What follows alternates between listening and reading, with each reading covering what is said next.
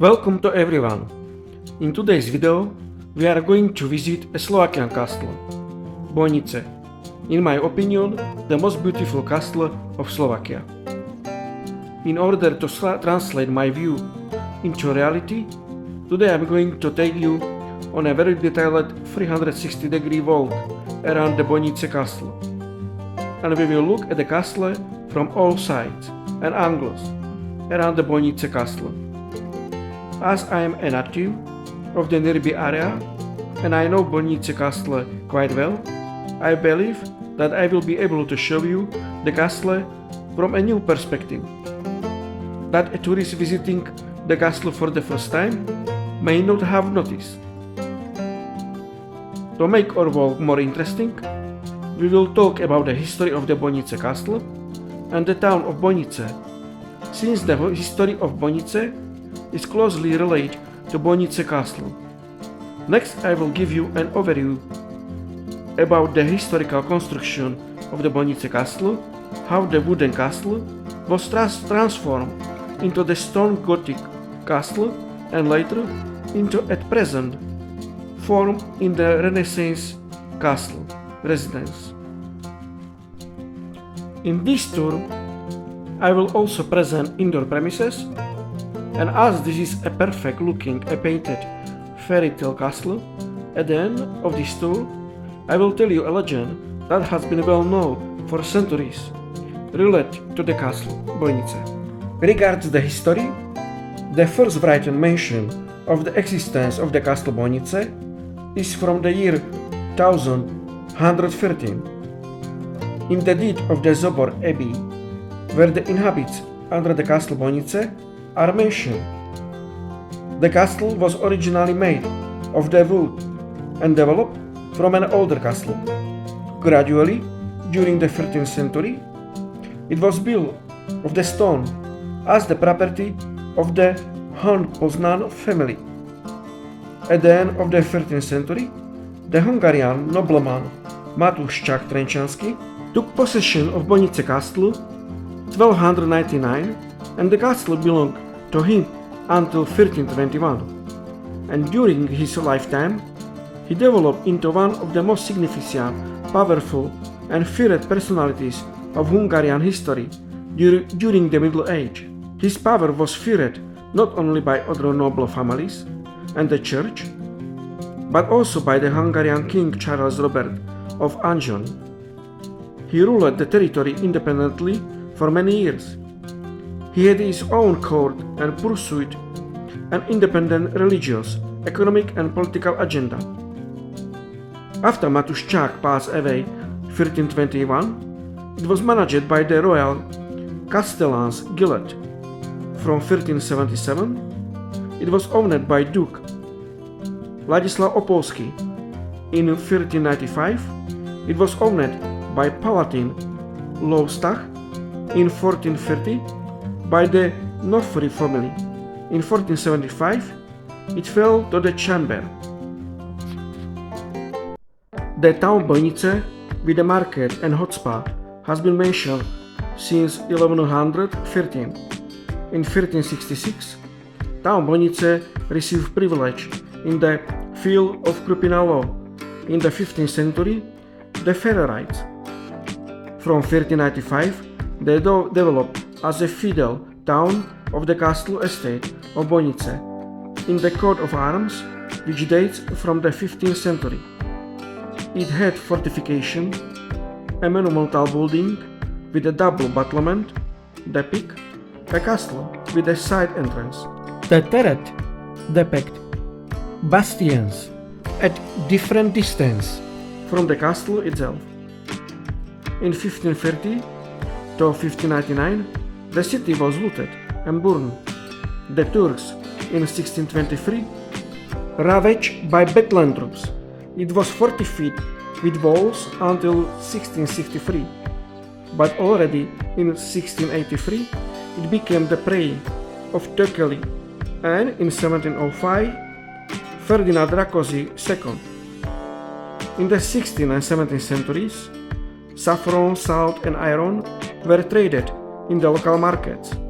After the border was stabilized territories, that were occupied by the Turks. An important road to Vienna to Sibin in Transylvania led through Horná County. At the end of the 17th century, they moved a postal transport station from a town Prievidza to Bojnice town. In 1828, there were 116 houses and 811 inhabitants in Bojnice. In the 19th century, pottery spread and there were mills and Mana brewery. The town had income from fairs from the rent of the town mills and have established a fire station. 1892. Important history relate to the castle. In a year 1489, a Matěj Korvin donated Bojnice Castle together with the estate to his illegitimate son Jan Korvin, who together with his fiancée Blanka Sforozová became very fond of the estate and its surroundings. The well-known spa, which they often visited, also contributed to this. After the death of the King Matěj, the Zapolsky troops seized the castle and ordered it to be inhabited. This lasted until 1526, and then in 1527, King Ferdinand I donated the castle to Alexei Tours. The Tours family modified the castle and rebuilt it into a comfortable Renaissance residence. The original Gothic castle acquired the character of the Renaissance castle with residential buildings of the same height grouped around an inner courtyard. Bojnice Castle had an advantageous strategic location, which was confirmed by events in the 16th and 17th centuries, when it resisted the Turkish onslaught. In 1636, after the extinction of the Turzov family, the castle again belonged to the crown. A year later, in 1637, get the Bojnice Castle with estate Pavlo Palfi for 200,000 guilders. The castle was conquered by Tekali troops in 1683 and later by Rákóczi troops in 1704 to 1708. After a long period of stagnation and decline, the Bojnice estate with the castle was acquired in 1852 by its last noble owner, Kontai Jan František Palfi. Decided to rebuild the castle into a romantic castle. He used the French Gothic castle from the Loire River Valley, the Papal Palace in Avignon, as a model. The architect of the Neo-Gothic reconstruction was Joseph Hubert. However, he became only a tool in the hands of his customer with highly refined artistic taste, such Palfi himself drew and designed and managed all the works. This Neo-Gothic reconstruction lasted 22 years, from 1889 to 1910. Kontai Palfi did not live to see its complete completion. He died in Vienna on June 2nd, 1908, as an old bachelor, because he had not direct heirs. Soon after his death, disputes broke out between relatives about the inheritance. In 1923, a friendly agreement was concluded between the heirs of Kontai Palfi and the Czechoslovak state, in which collection were determined that would not be the subject of action. In 1939, the castle and the land were bought by the famous shoes company owner Baťa. After the Second War, on the basis of Beneš decrees, the property of the state fell to state. Since 1950, a museum has been permanently located in the castle Bojnice, which is now part of the Slovak National Museum. Each of the owners subjected Bojnice Castle underwent a partial reconstruction, and each owner gave the castle its own shape, and so Bojnice Castle has rooms in different styles. Bojnice Castle was never completely destroyed, and therefore it was possible to preserve Bojnice Castle in relatively good condition. But in 1950, A large-scale fire affected the Bojnice Castle, which caused a lot of damage, but did not destroy so many premises.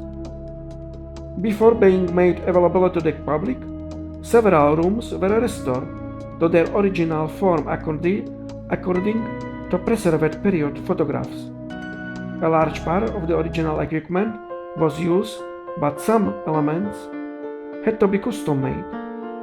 The last private owner, Jan František Pálffy, wanted the castle to be made available to the public after his death, and this wish was written down in his will. And the last owner of the Bojnice Castle is buried in a magnificent sarcophagus that visitors can see on a tour of the castle, and it was the sarcophagus that triggered a great wave of attention in the 1990s, when an unknown liquid began to flow out of it, which they subjected to extensive research. Over time, they began to call it Pálffy Stairs, because the former owner was mourned for the altar, which was taken from the chapel to Prague. After a detailed study, they discovered that mineralized liquid from Jan Pálffy body was leaking from the tomb. But the interesting thing is that the liquid it stopped appearing exactly shortly after the artifact was returned to the castle. Of course, Bojnice Castle attracted several films crew, and a few parts of the story about Princess Fantakiro were filmed at the castle. I personally had an offer to participate in the filming as an extra, but I refused at the time. Otherwise, part of the scene from the Crazy Sad Princess and also the fairy tale Johanka Secret were filmed at the castle. In respect of the legend, during the reign of John Corwin, Peter Pocky was a castellan at Bojnice Castle, said to be a man of disgusting appearance, mean soul and very stingy. The healing springs of warm Bojnice spa water were used by the estate and the common people. The healing water restored people's health. Stingy Pocky wanted to get rich. He ordered build barriers at the springs and introduced fees for use the water. The rich didn't mind, so Pocky chests were filled with ducats. Once a cripple with disfigured limbs came to the healing springs, hoping that the healing water would help him. Heartless Pocky spotted him and brutally chased him away. The beggar, after at Pocky's curse, lives without bathing in the healing springs and honors Pocky with equally harsh words. May your black ducats turn to stone, and you yourself perish by the hands of the executioner in front of the eyes of these whom you humiliated. And the healing spring water disappeared. The castellan was furious with anger, but consoled himself with the fact that he had chests full of gold ducats. But what was his surprise when he opened the chest and saw only round pebbles in them. He found no shiny coins but only a pile of grey flat stones. He screamed in anger and threw the chest with pebbles into the ditch. And so, to this day, they surround Bojnice Castle. Another legend says that only after Pocky's death did the springs of healing water in Bojnice erupt again.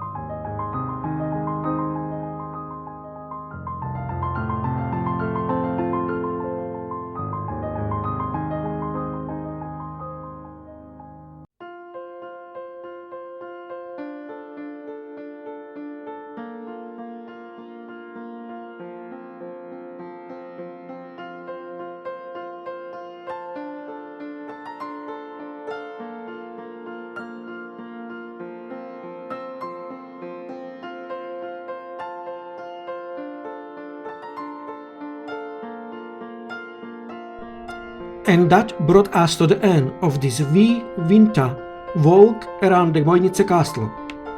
Trust you find this video interesting.